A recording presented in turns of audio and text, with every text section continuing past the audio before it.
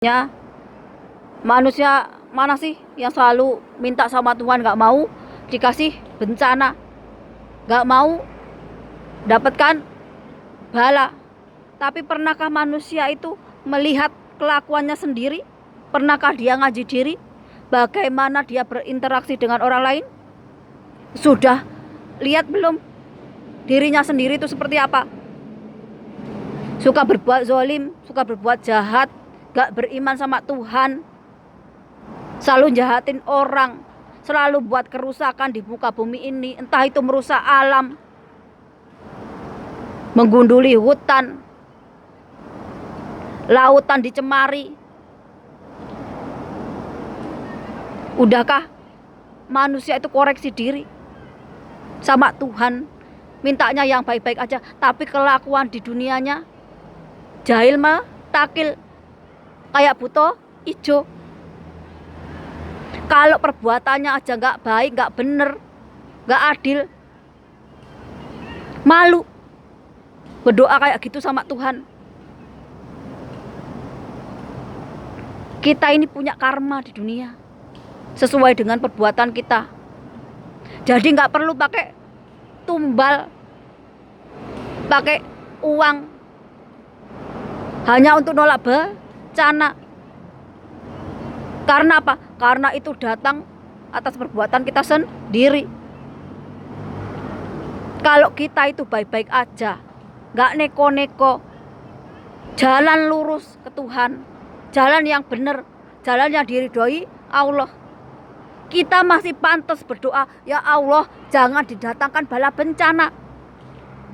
Karena apa? Karena kita menjaga tingkah laku, menjaga akhlak kita. Tapi kalau kita aja gak punya moral, gak punya adab, gak punya etika, gak punya akhlak, kok kita berdoanya gak mau bencana, gak mau dikasih kesulitan sama Tuhan? Itu namanya kita itu gak sadar diri, kita itu gak ngaji diri. Semua manusia itu sama, gak Islam, gak Hindu, gak Kristen, gak Buddha, gak Katolik, semua sama. Yang membedakan cuma iman sama kelakuannya semasa hidup. Gak ada perbuatan jahatmu, perbuatan zolimu ditanggung sama Yesus, ditanggung sama Nabi Muhammad, ditanggung sama itu. Kalau kamu aja gak mau berubah, mereka itu ngajarin kalian jalan yang baik, jalan yang benar menuju ke Tuhan. Tapi kalau kalian udah dikasih petunjuk, udah dikasih pedoman hidup lewat kitab sucinya, lewat perjalanan hidupnya, tapi kalian itu tetap jadi umatnya yang zalim, umatnya yang jahat, umatnya yang gak punya adab, gak punya moral, gak punya etika, ya sama aja. Kalian itu akan diadili melalui perbuatan kalian. Wong yang berbuat dosa kamu, yang berbuat jahat kamu, yang berbuat kezaliman kamu, kok enak banget dilimpahkan ke orang lain, ditanggung oleh orang lain. Iya, kalau kamu itu mau bertobat, mau sadar, memperbaiki diri. Lah kalau dosamu, kejahatanmu ditanggung orang lain, lah kamu berbuat jahat terus, gak mau bertobat, gak mau berbuat baik, apa bedanya kamu sama iblis? Apa bedanya kamu sama Dajjal? Kalau kamu dikasih bencana, kesulitan hidup, berarti kamu harus koreksi diri. Entah itu perbuatanmu, kelakuanmu. Kalau kamu udah merasa baik, banyak-banyakin bersyukur. Mungkin secara sengaja, nggak sengaja kamu itu masih berbuat yang salah, berbuat kezaliman. Gak ada namanya kamu dikasih bencana alam, kamu dikasih kesulitan, gak ada hikmahnya. Perjalanan hidup itu guru terbaik buat kita. Saya dulu ahli maksiat, ahli dosa, Hikmahnya apa? Sekarang saya sadar, oh, perbuatan maksiat saya dulu, perbuatan dosa saya dulu, ternyata yang menjadi hijab diri saya sama Tuhan. Yang menghijabi, yang menutup antara saya sama Tuhan, yang menutup antara saya dengan alam. Makanya saya ketemunya orang-orang yang jahat, orang-orang yang selevel, orang yang sama-sama munafik. Dari saya dibully, dari saya dizolimi, mengalami pelecehan seksual, direndahkan, dijauhi, dikucilkan, dibully. Apa hikmahnya? Ternyata saya belajar tentang memaafkan, tentang ikhlas, tentang ridho. Bahwa itu adalah bagian dari hidup saya. Hikmahnya apa? Saya bisa hidup tenang. Saya enggak merasa bahwa oh, saya ini terpuruk. Enggak. Saya tetap kuat. Saya tetap hidup, enggak bunuh diri. Tetap di jalan Tuhan. Makanya saya bisa bikin konten, bikin video tentang apa? Tentang pencerahan, tentang kesadaran, tentang jalan lurus, jalan yang benar kepada Tuhan. Walaupun saya akan bermusuhan dengan apa? Dengan saudara, dengan teman, dengan orang-orang yang gak sependapat, orang yang gak menerima cara pandang, cara berpikir saya. Kenapa saya seperti itu? Karena saya belajar, oh, setiap nabi itu mengalami yang namanya dibully, dikucilkan, direndahkan, dihina, dicaci maki. Oh, kalau pendahulu saya udah merasakan, berarti sekarang saya bersyukur bahwa apa? Bahwa saya sudah lebih baik lagi. Artinya apa? Saya nggak membalas perbuatan mereka dengan cara yang sama. Ketika orang berbuat jahat, saya bisa memaafkan tanpa saya harus berbuat jahat kepada orang itu. Di situ saya dapat kekuatan untuk apa? Untuk bangkit, untuk mengubah takdir, mengubah nasib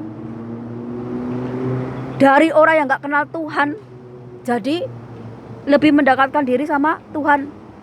Dari orang yang berbuat jahat, maksiat dan sebagainya, saya bertobat karena dapat hidayah.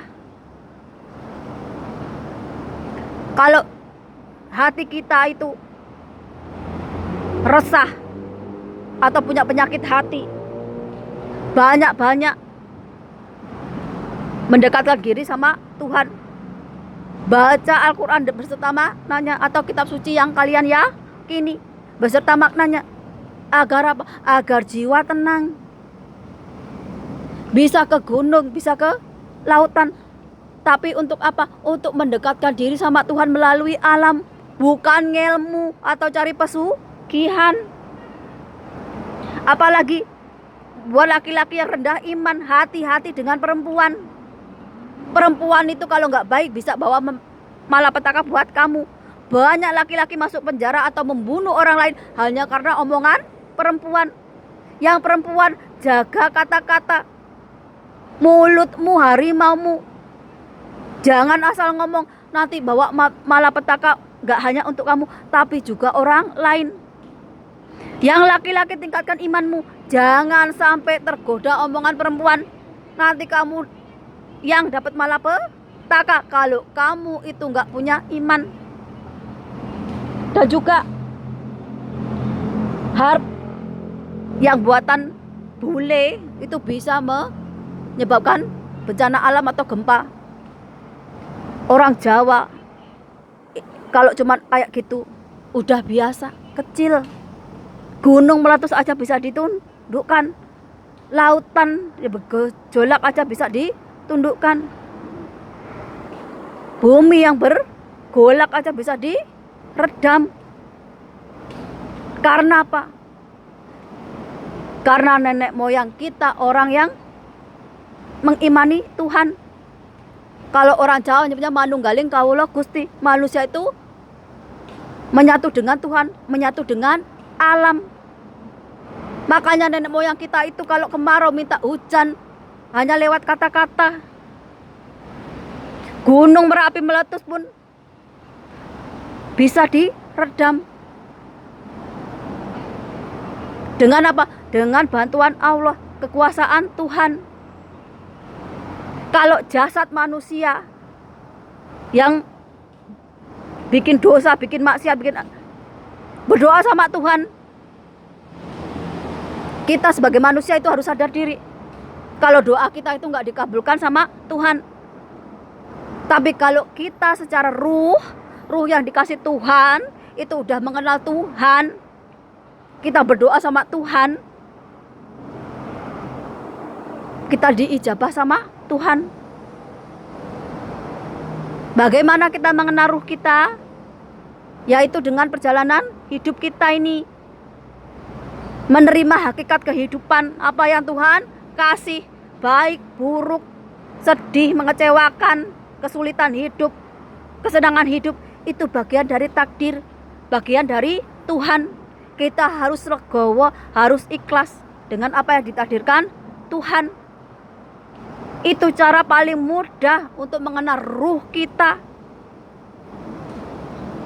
Kalau kita itu bisa menangis karena kita melihat kesedihan orang lain, itu tandanya kita sudah menyatu dengan ruh kita. Kalau kita udah bisa berkata benar, membedakan hak dan batil, berarti kita udah mengenal ruh kita.